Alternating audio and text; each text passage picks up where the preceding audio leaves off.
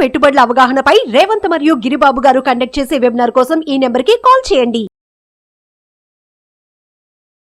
ఈ సుత్తంతా మాకొద్దు, ఈ సొల్లు కబుర్లంతా మాకొద్దు, 4 స్టాకులు చెప్పండి అంటారు. It's a discipline manner for investing. అసలు ఇది మంచి పద్ధతేనా ఇది? అసలు రెండే దారులు ఉంటాయి. మీకు అవగాహన లేకుండా ఎవరో చెప్పింది చేస్తున్నారు అని అంటే, ఇప్పుడు కొత్తగా పెట్టుబడి పెట్టాలనుకునే వాళ్లకు స్టాక్ మార్కెట్ చాలా చాలా చాలా బెస్ట్ ప్లేస్. ఎందుకు అంటే పెట్టుబడి పెట్టేటప్పుడు అయితే మనకు అవగాహన ఉండాలి, లేదా ఫస్ట్ సంపాదించండి, ఆ సంపాదన పెంచడానికి కష్టపడండి. It will never ending story continuous. ఒక్క స్టాక్ మార్కెట్కి మాత్రమే గ్రోత్ అనేది పరిమితం కాదు.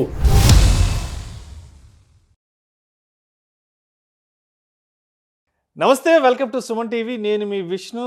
ప్రస్తుతం నాతో పాటు ఈ షోలో పాల్గొనడానికి 2 ఫైనాన్షియల్ ఎక్స్పర్ట్స్ నా ఎదురుగా ఉన్నారు. సో ఒకరేమో సీనియర్ ఫినాన్స్ ప్రొఫెషనల్ గిరిబాబు గారు, అండ్ మరొకరు వచ్చేసి సర్టిఫైడ్ వెల్త్ మేనేజర్ రేవంత్. నమస్తే అండి. రేవంత్, మీ దగ్గరకు వస్తున్నాను. రేవంత్, చెప్పండి. చాలామంది నాకు కాల్ చేస్తుంటారు, ఓకే విష్ణు ఒక 4 స్టాక్లు ఏమన్నా చెప్పు, ఇన్వెస్ట్ చేస్తామంటారు. అంటే విష్ణుకు ఫోన్ చేసి అడిగి, విష్ణుకి మెసేజ్ పెట్టి, విష్ణు 4 స్టాకులు చెప్తే ఇన్వెస్ట్ చేయడం అనేది is it right way of investing అంటారు అసలు? లేదంటే కొంతమంది వీడియోస్ కింద మెసేజ్లు పెడుతుంటారు, రేవంత్ గారు లేదంటే గిరిబాబు గారు ఈ సుత్తంతా మాకొద్దు, ఈ సొల్లు కబుర్లంతా మాకొద్దు, ఒక 4 స్టాకులు చెప్పండి అంటారు. ఏంటి అంటే, is it it's a discipline manner for investing? అసలు ఇది మంచి పద్ధతేనా ఇది? అసలు పెట్టుబడి పెట్టేటప్పుడు అయితే మనకు అవగాహన ఉండాలి, లేదా అవగాహన ఉన్న వాళ్ళ ఆధ్వర్యంలో పెట్టుబడులు పెట్టాలి. రెండే దారులు ఉంటాయి. మీకు అవగాహన లేకుండా ఎవరో చెప్పింది చేస్తున్నారు అని అంటే మీరు చేసే స్పెక్యులేషనే. ఇప్పుడు సరే, వాళ్ళు చెప్పేది మంచి స్టాక్ అయ్యి ఉండొచ్చు, ఎంట్రీ టైం చెప్పారు, ఎగ్జిట్ టైం మీకు చెప్తారా? మీకు తెలియదు కదా, అది ఎవరు చెప్పరు. మీరు అల్టిమేట్గా నష్టపోతారు. ఎప్పుడైనా ఎవరికైనా, రీటైల్ ఎవరికైనా ఒకటే మాట నేను చెప్తాను. నన్ను ఎవరు అడిగినా, ట్రేడర్ అవుతారు నన్ను అడిగినా, నేను ఒకటే మాట చెప్తాను. మీరు ఏం చేస్తున్నారు? Software engineer. ఎంత సంపాదిస్తున్నారు? 1,50,000. 2 లక్షలు సంపాదించడానికి, 3 లక్షలు సంపాదించడానికి మీ కెరియర్లో ఏ అవకాశాలు ఉంటాయో వాటిని పట్టుకొని మీరు ఇన్కమ్ని పెంచుకోండి. మీ సంపదని పెంచడం కోసం మార్కెట్లో ఎంతోమంది సెబీ అండర్లో పనిచేసేటువంటి అడ్వైజర్స్ లైక్ నాలాంటి వాళ్ళు, సార్ లాంటి వాళ్ళు ఎంతోమంది ఉన్నారు, ప్రొఫెషనల్స్. సార్ చాలా మందిని గైడ్ చేస్తుంటారు, మేము గైడ్ చేస్తుంటాం. బేసిక్గా మ్యూచువల్ ఫండ్ అనే సబ్జెక్ట్ గురించి కూడా పూర్తిగా అందరికీ అవగాహన లేకుండానే అయితే వెళ్ళిపోయి నన్ను కూడా అడుగుతారు, సార్ ఒక ఫండ్ చెప్పండి. ఒక్క ఫండ్ అని అంటే డైవర్సిఫికేషన్ అని అంటామా? నోరు చించుకొని అరుస్తూ ఉంటాం, డైవర్సిఫై చేయండి అని. దాని గురించి ఎవరైనా అడిగారా? లేదు. ఒక్క ఫండ్ చెప్పండి అంటారు, వెళ్తారు, ఒక్క దాంట్లో పెడతారు, ఒకటే దాంట్లో పెడతారు. దాంట్లో ఉన్న రిస్క్ ఏంటో అర్థం చేసుకోరు. సో బేసిక్గా మీకు ఒక స్టాక్ అడగటము, ఒక ఫండ్ అడగటము మానేసి, సార్ నేను నా పెట్టుబడిని ప్రాపర్గా ఎలా డైవర్సిఫై చేయాలి, నా పెట్టుబడుల రిస్క్ని ఎలా మిటిగేట్ చేయాలో అడగండి.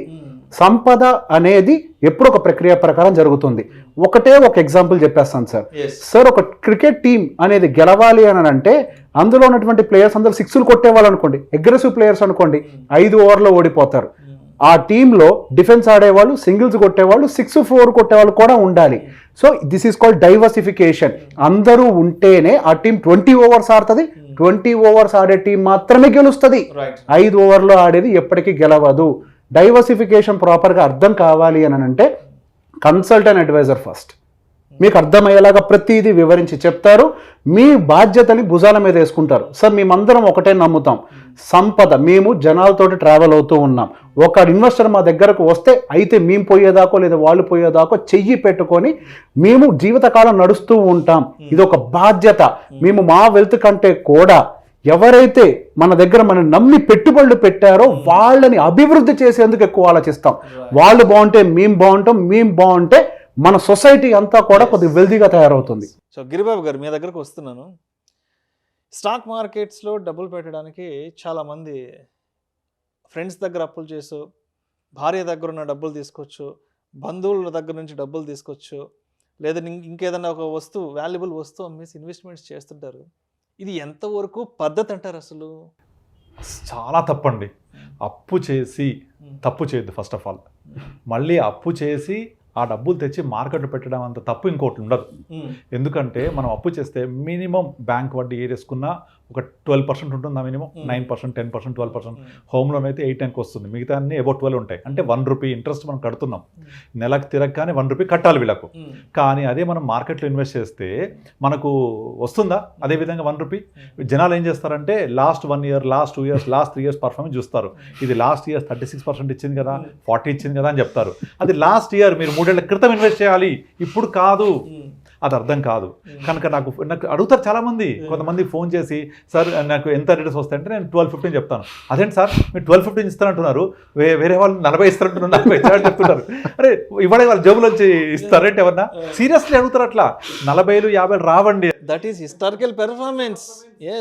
ఇప్పుడు ఫర్ ఎగ్జాంపుల్ పిఎస్యూ స్టాక్స్ తీసుకోండి.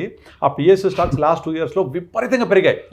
అదే పిఎస్యూ స్టాక్స్ 2008 నుంచి 2022 వరకు కనీసం కదలిక లేదు. సంవత్సరాలు అలా నిర్జీవంగా పడిపోయినాయి అసలు. మరి వాళ్ళ పరిస్థితి ఏంటి అది అర్థం చేసుకోకుండా లాస్ట్ 2 years 3 yearsలో పలానా పిఎస్యూ ఫండ్ 2 times అయింది, 3 times అయింది, ₹10 ₹30 అయిందని పెడితే పెట్టి చేతి కాల్చుకుంటున్నారు.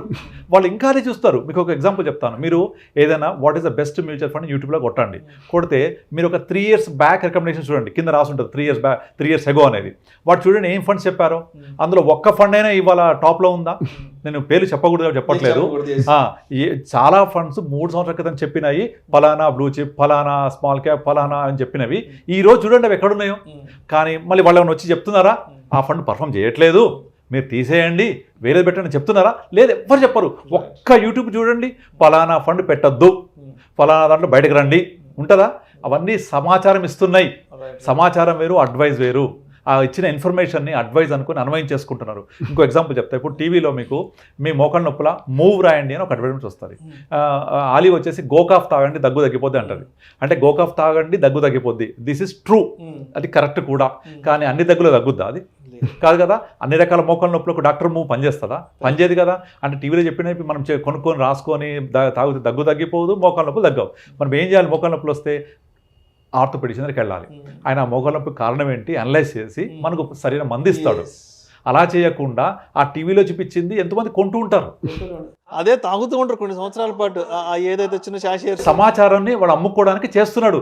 సేమ్ యూట్యూబ్లో కూడా పలానా ఇన్ఫ్లుయెన్స్ చేసేది వాళ్ళ యొక్క సమాచారం ఇస్తున్నారు. దేనికోసం?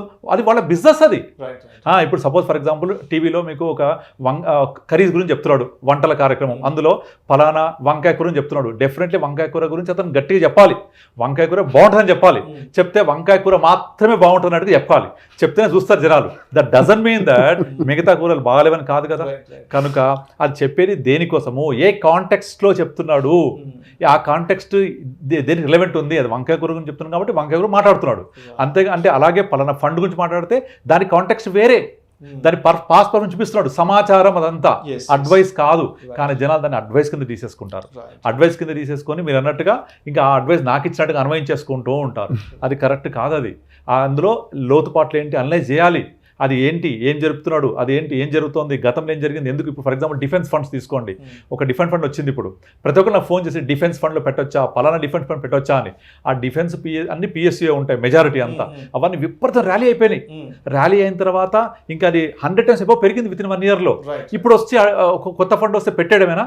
అసలు ఎందుకు పెరిగింది? అది అనలైజ్ చేయొద్దా? అది ఏం చేయకుండా ఆ ఇచ్చిన సమాచారాన్ని అన్వయం చేసుకొని అది పెరిగింది కాబట్టి మళ్ళీ కొనాలి. ఫర్ ఎగ్జాంపుల్ ఇదే పని మీరు రియల్ ఎస్టేట్ చేయరు. ఫర్ ఎగ్జాంపుల్ మీరు ల్యాండ్ కొనాలంటే గచ్చిబౌలి వెళ్తారా, గట్కేసర్ వెళ్తారా? గచ్చిబౌలిలో 25 years బ్యాక్లో నోవేర్ టు సమ్వేర్ వెళ్ళిందా? ఇప్పుడు గజం 5 లక్షలు ఉంటుందా కనీసం అక్కడ?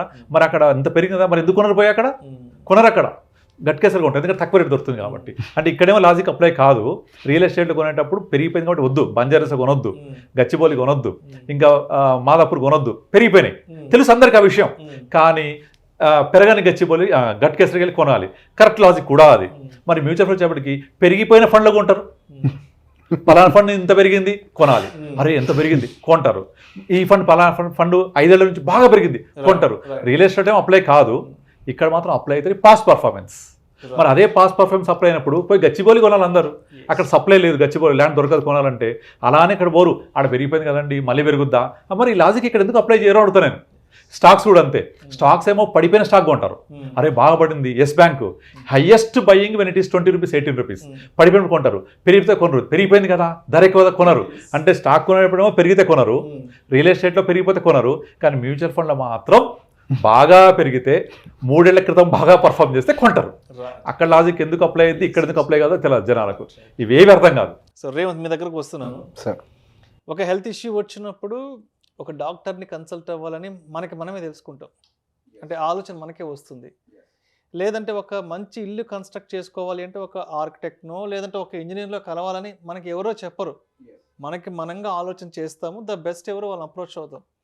ఒక ఫ్యామిలీకి సంబంధించో లేదంటే ఒక ప్రాపర్టీకి సంబంధించో ఒక లీగల్ ఇష్యూ వచ్చినప్పుడు మనకి మనంగా స్వతహాగా అనుకుంటాం, ఎస్ ఒక అడ్వకేట్ను ఒక లాయర్ను కలిసి వాళ్ళ సలహా తీసుకొని ఫర్దర్గా ప్రొసీడ్ అవ్వాలని. బట్ ఒక ఆర్థిక విషయం వచ్చేటప్పటికి ఎందుకు ఒక ఫినాన్స్ ప్రొఫెషనల్ని నేను కలవాలి అని ఎందుకు ఎవరు అనుకోవట్లేదు అసలు అక్కడ? సార్ ఇక్కడికి వచ్చేసరికి బేసిక్గా బై డిఫాల్ట్గా ఉండేదే, ఇప్పుడు సార్ చెప్పినట్టుగా ఇన్ఫర్మేషన్ అంతా కూడా గూగుల్లో దొరికేస్తుంది అనే దాంట్లో ఉంటారు. ఇందాక మీరు చెప్పిన కేసులో ఫస్ట్ డాక్టర్ అనుకోండి, కొద్ది గడిడైతే ప్రాణం పోద్ది భయం, కొద్ది గడిడైతే ఇల్లు పోద్ది లాయర్ని కలుస్తా భయం, కొద్ది గడిడైతే నా ఇల్లు కూలిపోద్ది ఆర్కిటెక్ట్ని కలుస్తా భయం. అదే ఈ విషయంలోకి వచ్చేసరికి భయం అనేది లేదు. ఎందుకు? గూగుల్ మాకు మొత్తం ఇచ్చేస్తుంది. ఇక్కడ ఒక్క విషయం గుర్తుపెట్టుకోండి, గూగుల్లో ఏదైతే ఇన్ఫర్మేషన్ ఉంటుందో అది పాస్ట్ హిస్టరీ, ప్రీవియస్గా ఏం జరిగిందో అది లాస్ట్ 1-2 సంవత్సరాలు ఏది జరిగిందో అది మాత్రమే చూపిస్తుంది, మన ముందుకు తీసుకొస్తుంది. అది సమాచారం, అది రీసెర్చ్ అండ్ అనాలిసిస్ చేసి ఫ్యూచర్ ని ప్రిడిక్ట్ చేయదు. వాట్ ఎవర్ ద ఫండ్ ఇప్పుడు 1 and 2 పొజిషన్స్ లో ఉన్నవి అవి చెప్పేది మేము గత కొన్ని 1-2 years గా టాప్ లో ఉన్నామని, కానీ it is not a promise that next 1-2 years లో కూడా మేమే టాప్ లో ఉంటామని. ఎక్కడైనా ఏ ఒక్క ఫండ్ అయినా నేను టాప్ లో ఉంటాను ప్రమోట్ చేయడం చూసారా? ఇన్ఫర్మేషన్ మాత్రమే చెప్పింది. ఇందాక సార్ చెప్పిన పాయింట్ క్లియర్గా అర్థం చేసుకోవాలి అందరూ, అది కేవలం ఇన్ఫర్మేషన్, అది అడ్వైస్ కాదు, అది ఆల్రెడీ పర్ఫామ్ చేసేసింది. ఇప్పుడు కొన్ని ఫండ్స్ మీరు గమనిస్తే రోలింగ్ రిటర్న్స్ అసలు ఏమీ ఉండవు, ఉన్నటువంటి సడన్ స్పైక్ వస్తుంది, కాన్స్టెంట్ రిటర్న్ డెలివరీ ఉండదు, సడన్గా స్పైక్ వస్తుంది. వాళ్ళు ఏదైతే థీమ్ పెట్టుకున్నారో వాళ్ళకి కావాల్సినటువంటి ఆ థీమ్ బేస్డ్ అనేది ఇప్పుడు ఇంప్లిమెంట్ అయింది అంతే, ఫ్యూచర్లో ఇంప్లిమెంట్ అవుతుందని గ్యారంటీ లేదు. ఫ్యూచర్లో ఏమైనా మార్కెట్ డైనమిక్స్, ప్రభుత్వ పథకాలు, ప్రభుత్వ నిర్ణయాలు మారాయి అని అంటే మళ్ళీ ఆ స్టాక్స్ అన్ని కూడా స్టాగ్నెంట్ అయిపోవచ్చు. మనకి కన్సిస్టెంట్ గ్రోత్ రావాలి అని అంటే ఎందులో అయినా కానీ దానికి రీసెర్చ్ అండ్ అనాలిసిస్ అనేది ఖచ్చితంగా ఉండాలి. బేసిక్గా ఆపర్చునిటీని ఐడెంటిఫై చేసుకుంటూ ఉండాలి. దానికి macro level economy knowledge, micro level economy knowledge ఉండాలి. ఆర్బీఐ యొక్క డెసిషన్స్ ఎలా ఉంటాయో తెలిసి ఉండాలి. ఇప్పుడు వడ్డీ రేట్లు పెంచితే ఏం జరుగుతుందో తెలిసి ఉండాలి, వడ్డీ రేట్లు తగ్గిస్తే ఏం జరుగుతుందో తెలిసి ఉండాలి, ప్రభుత్వం ట్యాక్సులు పెంచితే ఏం జరుగుతుందో తెలిసి ఉండాలి, ప్రభుత్వం ట్యాక్సులు తగ్గిస్తే ఏం జరుగుతుందో తెలిసి ఉండాలి. వాటిని ప్రతి ఒక్క యాక్షన్కి ఒక ఆపర్చునిటీ క్రియేట్ అవుతుంది. ఆ ఆపర్చునిటీని ఎట్లా ఐడెంటిఫై చేస్తాం? Research and analysis. When you don't have this research and analysis, మీరు ఇన్ఫర్మేషన్ని పెట్టుకొని అది మీ సజెషన్ అనుకోని ఇన్వెస్ట్ చేస్తే అప్పుడు ఎప్పుడు వస్తుందో తెలుసా సార్? ఇది ఈ మధ్య 4 కదా అయింది, 4 సంవత్సరాలే కదా. ఎప్పుడైతే అమ్మో నా డబ్బులు పోతాయని భయం వస్తుంది చూసారా, అది ఎప్పుడు జరుగుద్ది అంటే ఒకసారి చేయి కాలేక. ఇప్పటి వరకు 2020 సంవత్సరం నుంచి ఇప్పుడు 2024 జూన్ వరకు దాదాపుగా ఈ 4 సంవత్సరాలు మార్కెట్ బుల్రన్ని మాత్రమే చూసింది. సో బై డిఫాల్ట్గా నాకేం కాదు అని ధైర్యం ఉంటుంది. మార్కెట్లో అన్నీ ఉంటాయి ఒడుదుడుకులు, మన జీవితంలో ఎన్ని ఒడుదుడుకులు ఉంటాయో మార్కెట్లో కూడా ఉంటుంది. మనము మార్కెట్ వేరేం కాదు, మనమంతా ఒక సొసైటీలో భాగమే. మార్కెట్లో కూడా అది ఉంటుంది. ఆ ఒడుదుడుకుల్లో భాగం కింద ఒక టైంకి అర్థమవుతుంది. కానీ చెయ్యి వెళ్ళి నలిగిన తర్వాత మీరు ఐడెంటిఫై చేసేదానికంటే ముందు నుంచి జాగ్రత్తలు తీసుకుంటే మీ చేయి నలగదు. సో అయితే కంక్లూజన్కి వచ్చేద్దాము. అంటే ఈ వీడియో యొక్క ఉద్దేశం ఏంటంటే మార్కెట్లోకి కొత్తగా వద్దాం అనుకున్న వాళ్ళు ఎటువంటి విషయాలను తప్పనిసరిగా అర్థం చేసుకొని తెలుసుకొని ఎటువంటి విషయాలను పరిగణలోకి తీసుకొని మార్కెట్లోకి వచ్చి పెట్టుబడులు పెట్టాలి. ఎందుకంటే మన లాంటి వాళ్ళందరం పెట్టుబడులు పెడితేనే మార్కెట్ ముందుకెళ్తుంది, ఎకానమీ ముందుకెళ్తుంది. సో ఇక్కడ మార్కెట్లో పెట్టుబడులు పెట్టడం తప్పని చెప్పడం కాదు, బట్ సరైన విధంగా ఎటువంటి అవగాహనతో మార్కెట్లోకి వచ్చి పెట్టుబడులు పెట్టాలి అన్న ఒక విషయాన్ని ప్రేక్షకులకు చేరవేయాలి. కాబట్టి సో కన్క్లూజన్గా కొత్తగా మార్కెట్లోకి వద్దాం అనుకున్న వాళ్ళు ఎటువంటి విషయాలు తెలుసుకొని మార్కెట్లోకి రావచ్చు అంటారు? మీరు అన్నట్టుగా ఇప్పుడు కొత్తగా పెట్టుబడి పెట్టాలనుకునే వాళ్లకు స్టాక్ మార్కెట్ చాలా చాలా చాలా బెస్ట్ ప్లేస్. ఎందుకు అంటే మీరు గత 20 సంవత్సరాల నుంచి తీసుకోండి, 25 ఏళ్ల క్రితము వడ్డీ రేట్లు 12, 13, కోఆపరేటివ్ బ్యాంక్స్ 15, 18, ఎన్బిఎఫ్సి 20 దాకా ఇచ్చాయి. కానీ వాళ్ళ పరిస్థితి 6% అయిపోయింది. కనుక బ్యాంక్ ఎఫ్డీస్ పాసిబుల్ కాదు. రియల్ ఎస్టేట్ చాలా పైకి వెళ్ళిపోయింది, గోల్డ్ చాలా పైకి వెళ్ళిపోయింది. ఈ ఉన్న అసెట్ క్లాసెస్లలో ఇప్పుడు అనువుగా ఉండి పెరగడానికి చాలా బలమైన పునాది వేసుకొని పెరగడానికి చాలా స్కోప్ ఉన్నది ఓన్లీ స్టాక్ మార్కెటే. అందుకనే జనాలందరూ వస్తున్నారు. అయితే ఈ వచ్చిన స్టాక్ మార్కెట్లో మీరు కనుక డిసిప్లైన్ అర్థం చేసుకొని డెడికేషన్గా what I want to get, ఎంత రావాలి, ఎంత వస్తుంది, ఎంత వస్తే నేను సాటిస్ఫై అవుతా అనేది కూడా అర్థం చేసుకొని మీరు కనుక ఇందులో అర్థం చేసుకొని మీరు కనుక వస్తే ఇంతకు మించిన సంపద సృష్టించే మార్గమే లేదు. ఎందుకంటే ఇప్పుడు ఎఫ్డీస్ పాసిబుల్ కాదు, రియల్ ఎస్టేట్ చాలా పెరిగిపోయింది, గోల్డ్ చాలా పెరిగిపోయింది. ఇది ఒక్కటే ఇప్పుడు పెరగడానికి స్కోప్ ఉన్నది. కనుక ఇక్కడ వచ్చే ముందు నేను ఫస్ట్ 2 విషయాలు అర్థం చేసుకోవాలి. నాకు ఎంత రిటర్న్ కావాలి, ఇది చాలామంది తెలియదు. ప్లస్ ఎప్పుడులోగా రావాలి, ఇది కూడా చాలామంది తెలియదు. సో దీని రెండింటికి మనం అర్థం చేసుకొని ఎంత రిటర్న్ రావాలి అంటే ఒక థంబ్ రూల్ ఉంది దానికి. ఏదైనా సరే ఒక ఇన్వెస్ట్మెంట్ 12 నుంచి 15% రిటర్న్ ఇచ్చింది అంటే that is the best investment return. కనుక నా ఫస్ట్ రిక్వైర్మెంట్, గోల్, ఎయిమ్ ఏంటి, నాకు ఈ డబ్బులు ఎప్పుడు అవసరం కావాలి అంటే మనం ఒక పాలు వెయిట్ చేస్తున్నాం అనుకోండి, ఈ పాలు దేనికోసం వెయిట్ చేస్తున్నాము? తాగాలంటే ఒకలాగా వెయిట్ చేయాలి, తోడేయాలంటే ఒకలాగా వెయిట్ చేయాలి, కీరా చేయాలంటే ఒకలాగా వెయిట్ చేయాలి, కోవా చేయాలంటే ఒకలాగా వెయిట్ చేయాలి. నీ నీడ్ బట్టి పాల వేడి చేసే డ్యూరేషన్ మారుతూ ఉంటుంది. సో నీ నీడ్ ఏంటి ఫస్ట్ అర్థం చేసుకోవాలి. దాని ప్రకారంగా ఇక్కడ ఒక మిరాకిల్ ఉంది. ఏంటి? Power of compounding. ఆ పవర్ ఆఫ్ కాంపౌండింగ్ 15%తో అయితే మనం చాలా చెప్పుకుంటాం. 15,000 15 years 15% 1 crore. అదే 15 years తర్వాత 25, 30 years ఉంటే 10 crores. సో ఈ డబ్బులు నాకు దేనికోసం అవసరం, ఏ పర్పస్ ఏంటి, దీన్ని ఎంతకాలం ఉండాలి, ఇలా మనం అర్థం చేసుకొని నీడ్ తోటి గోల్ బేస్డ్గా వెళ్తూ అర్థం చేసుకొని వెళ్ళాలి తప్ప స్పెక్యులేషన్ చేయాలి. ఓవర్ నైట్ లక్షాధికారి అయిపోవాలి, ఓవర్ నైట్ కోటీశ్వరుడు అయిపోవాలి, మా ఫ్రెండ్ చూడు పలానా చేశాడు.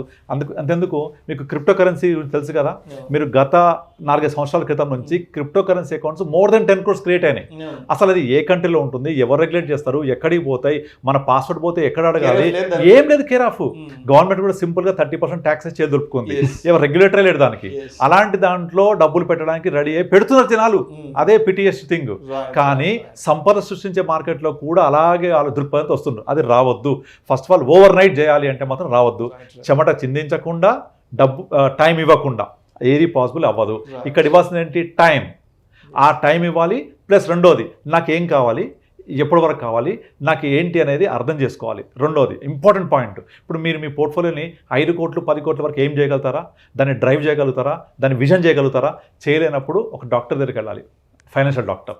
సో మీకు ఏం కావాలనేది అర్థం చేసుకున్న తర్వాత మీ యొక్క ఈ సంపద సృష్టించడానికి, ఆ ట్రావెల్ చేయడానికి చేపట్టుకుని నడిపిస్తూ ఉంటారు.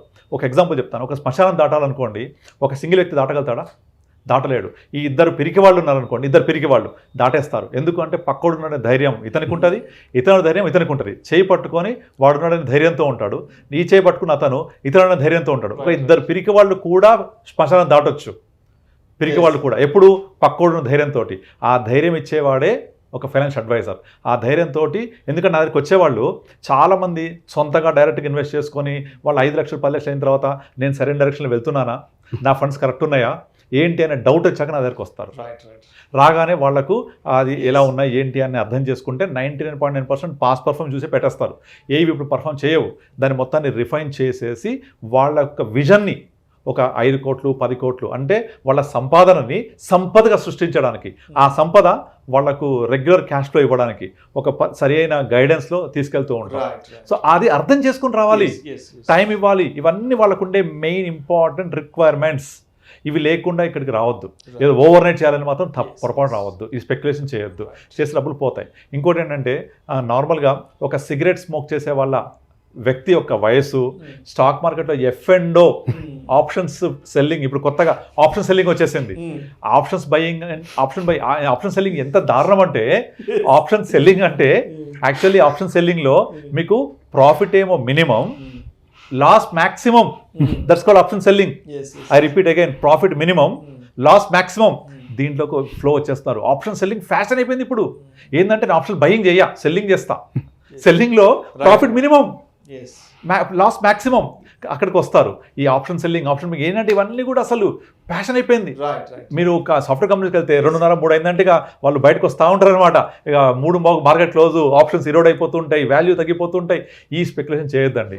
సిగరెట్ తాగే వాళ్ళ వయసు ఎంత అయితే దారుణంగా రోజుకి ఒక్క సిగరెట్ తగ్గిపోద్దో, ఆప్షన్ సెల్లింగ్ చేసే వాళ్ళు కూడా అలాగే ఉంటుంది.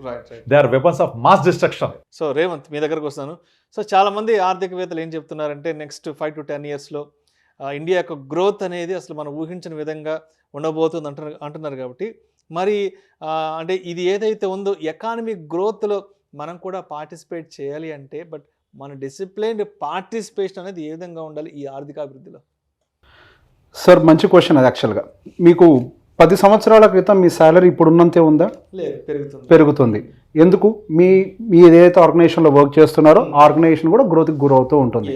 సో బేసిక్గా ఇందాక సార్ చెప్పినట్టు మన ఎకానమీ అనేది ఈ వ్యాపారాలతో ముడిపడి ఉంటుంది. అవే కదా స్టాక్ మార్కెట్లో ఉండేది. రిలయన్స్ అనేది స్టాక్ కాదు, అదొక కంపెనీ.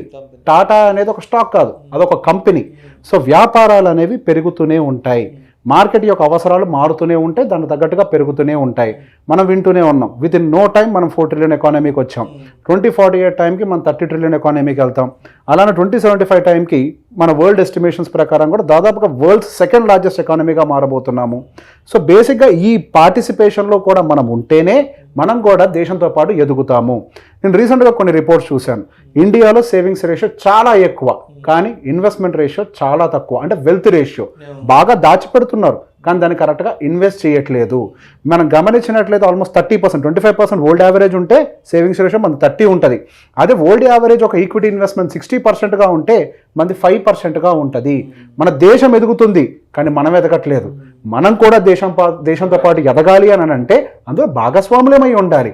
దానికి సంబంధించి మనం ఎలా వెళ్ళాలో తెలియకపోతే దానికి best option mutual fund. Long టర్మ్లో పెట్టుబడి పెట్టాలి. దేశంతో పాటుగా మనం కూడా ట్రావెల్ చేస్తూనే ఉంటాము. ప్రతి ఒక్క దానికి కూడా గోల్ ఓరియంటెడ్గా మనం పెట్టుకుంటూ పోతాం. అలానే ఈక్విటీలో ఒకే ఒక చిన్న ప్రాబ్లం ఏంటంటే easy to invest, easy to withdraw. ఈ టూల్ని చాలా ఎక్కువ వాడతారు. లాంగ్ టర్మ్ గోల్ క్రియేషన్ యాక్చువల్గా దాని యొక్క పని వెల్త్ క్రియేషన్. అసలు టార్గెట్ కంటే కూడా అమ్మటం, కొనటం, దీన్ని ఎక్కువగా చేస్తూ ఉంటారు. దాన్ని అవాయిడ్ చేయండి. లాంగ్ టర్మ్ పర్స్పెక్టివ్గా ఎప్పుడు కూడా టార్గెటెడ్గా పెట్టుకుంటే దెర్ ఇస్ నో డౌట్ భారతదేశం ఎంత స్పీడ్తో ఎదుగుతుందో మనం కూడా అంతే స్పీడ్గా ఎదుగుతూ వెళ్తాము. సో బేసిక్గా one should have a healthy respect towards fear. మనకి ఇంటి విషయంలో భయం ఉంది, ఆరోగ్యం విషయంలో భయం ఉంది. కొంతవరకు భూముల మీద భయం పెట్టుకుంటారు, రియల్ ఎస్టేట్ సెక్టర్ ఒక ఎసెట్ క్లాస్. బంగారం మీద భయం పెట్టుకుంటారు, అదొక ఎసెట్ క్లాస్, కమోడిటీ. అలానే డబ్బుల మీద, ఫిక్స్డ్ డిపాజిట్స్ మీద కూడా కొంతవరకు భయం ఉంటుంది, బ్యాంకు పోద్దేమో అని. అదేంటి? Fixed income tool. అండ్ 4వ ఇన్కమ్ టూల్, మన ప్రపంచవ్యాప్తంగా యాక్సెప్టబుల్ ఉన్నటువంటి 4వ ఇంకొక టూల్ ఏదైనా ఉంది అంటే అది ఈక్విటీ సెగ్మెంట్. ఈక్విటీ సెగ్మెంట్ మీద భయం లేదు. అసలు నాలెడ్జ్ ఉంటే ఖచ్చితంగా భయపడేవాళ్ళు. నాలెడ్జ్ లేదు, దాని గురించి ఏం తెలియదు కాబట్టి నాకు అంతా తెలుసు అనుకుంటున్నారు. యాక్చువల్గా అసలు దాని గురించి పూర్తిగా తెలుసుంటే వీటి గురించి ఎంత జాగ్రత్త తీసుకుంటున్నారో దీని గురించి కూడా అంతే జాగ్రత్త తీసుకుంటారు. Have a healthy respects towards fear and you should maintain your fear on the equity market also. నాకు సంబంధించి డబ్బులు ఏమీ కాకుండా జాగ్రత్తగా కాపాడేటువంటి ఒక వెల్త్ మేనేజర్, ఒక ఫైనాన్షియల్ అడ్వైజర్ నాకు ఉంటే నేను 4 కాలాల పాటు మంచి వెల్త్ని క్రియేట్ చేయగలుగుతాను. నా భవిష్యత్తు పిల్లలకు కూడా నేను ఒక మంచి వెల్త్ని క్రియేట్ చేసి అందజేయగలుగుతాను అని. వెల్త్ క్రియేషన్ అంటే ఏమీ లేదు. సేవ్ చేయండి, డబ్బులు ఫస్ట్ సంపాదించండి, ఆ సంపాదన పెంచడానికి కష్టపడండి, దాన్ని కొద్దిగా దాచుకోండి. ఆ దాచేదాన్ని ప్రాపర్గా ఎసెట్ అలాకేషన్ చేసుకోండి. ఆ ఎసెట్ అలాకేషన్ ఎలా ఉండాలి, ఎంతెంత పోర్షన్లో ఉండాలి, మీ రిస్క్ ఎలా మిటిగేట్ అవ్వాలి అని ప్రతి ఒక్క దాన్ని మీ ఫైనాన్షియల్ డాక్టర్ ట్రీట్ చేస్తారు. ఇక్కడ ఒక పాయింట్ యాడ్ చేస్తాను నేను. చాలా మంది అడుగుతుంటారు, సార్ ఇప్పుడు పలానా స్టాక్ ఈ లెవెల్కి వచ్చింది కదా, ఇంకా ఇక్కడికి సాచురేషన్ లెవెల్ కదా, నిఫ్టీ ఈ లెవెల్కి వస్తే రెసిస్టెన్స్ లెవెల్ కదా అడుగుతుంటారు కదా. అది మీరు ఆ రోజుకు మాత్రమే అది అర్థం చేసుకోవాలి. రిలయన్స్ అనేది ఒక స్టాక్ కాదు, ఒక వ్యాపారం. దానికి సాచురేషన్ పాయింట్స్ ఉంటాయి. ల్యాండ్ పలానా రేట్ తర్వాత పెరగడానికి చాలా కష్టం, పెరగదు. కానీ Reliance is not a stock, TCS is not a stock, it's a business for them. ఆ బిజినెస్ పెరుగుతూనే ఉంటుంది. రిలయన్స్ ఇండస్ట్రీ నానున్నప్పుడు ఆ కంపెనీ సంపాదన మొత్తం 60,000 కోట్లు. ఇవాళ ఓన్లీ ముఖేష్ అంబానీ 20 లక్షల కోట్లు, రేపు పొద్దున వాళ్ళ 3 పిల్లలు అందులో యాడ్ అయిపోయారు, అది 60 లక్షల 20 లక్షల కోట్ల నుంచి 100 లక్షల కోట్లకు అవుతుంది, ఇంకా వెళ్తూనే ఉంటుంది. ఏ కంపెనీ సీఈఓ అయినా నా కంపెనీ గ్రోత్ ఇక పెరగొద్దు ఇక్కడతో సబ్ అనుకుంటారా? అనుకోరు. కానీ దాని స్టాక్లను చూడకండి, it will never ending story continuous. ఒక్క స్టాక్ మార్కెట్ మాత్రమే గ్రోత్ అనేది పరిమితం కాదు. That's the only beautiful part of this. Apple company ఉంది, దాని సైజ్ ఎంత? 3 ట్రిలియన్ సైజ్. అది అంటే ఇండియన్ ఎకానమీ కంటే కొంచెం అటు ఇటుగా ఉంటుంది. ఒక Apple company equal to India అంటే ఇండియా ఎంత గ్రోత్ ఛాన్స్ ఉంది కదా. సో అంత గ్రోత్ స్కోప్ ఉంది, అది అప్రతిహతంగా పెరుగుతూనే ఉంటుంది. దాంట్లో మనం కూడా ఆ సంపదలో చెంబుతో వెళ్తే చెంబుతో వస్తాయి, బిందెతో వెళ్తే బిందెతో వస్తాయి, లారీతో వెళ్తే లారీతో వస్తాయి. ఎట్లా వెళ్తారో మీ ఇష్టం చూసుకోండి. దీనికోసం తప్పనిసరిగా సమాచారం కాదు, అడ్వైజరీ కావాలి. మిమ్మల్ని వేలు బట్టి నడిపించే ఒక అడ్వైజర్ ద్వారా మీరు కూడా ఒక సంపద సృష్టించగలుగుతారు. మీరు ఒక రాకేష్ జుంజునవాలా అవ్వచ్చు. అంటే ఇది మమ్మల్ని క్వశ్చన్ అడుగుతారు జనరల్గా, మీరు చేశారని. Yes, we did it. That's the reason I'm saying to you. Right, thank you so much Giribabu garu. Thank you అండి. Thank you so much Revanth thank you అండి. సో ఈ వీడియో యొక్క ప్రధాన ఉద్దేశం ఏంటంటే, కొత్తగా మార్కెట్లోకి వచ్చే వాళ్ళు ఎటువంటి తప్పులు చేయకూడదు, ఒక డిసిప్లైన్డ్ అంటే ఒక డిసిప్లైన్ ఇన్వెస్ట్మెంట్ బిహేవియర్ ఏ విధంగా ఉండాలి, ఎటువంటి మైండ్ సెట్ ఉన్న వాళ్ళు మార్కెట్స్లోకి అడుగు పెట్టచ్చు అనే విషయం గురించి ప్రేక్షకులకు ఒక మంచి సమాచారాన్ని చేరవేయాలనే ఉద్దేశంతో ఈ వీడియో చేసాము. సో ప్రేక్షకులు కూడా సహృదయంతో స్వీకరించగలరు. Thank you sir. Thank you sir. Thank you. Thank you అండి. సుమన్ టీవీలో మీ పర్సనల్ అండ్ బిజినెస్ ప్రమోషన్స్ కోసం కింది నెంబర్కి కాంటాక్ట్ చేయండి.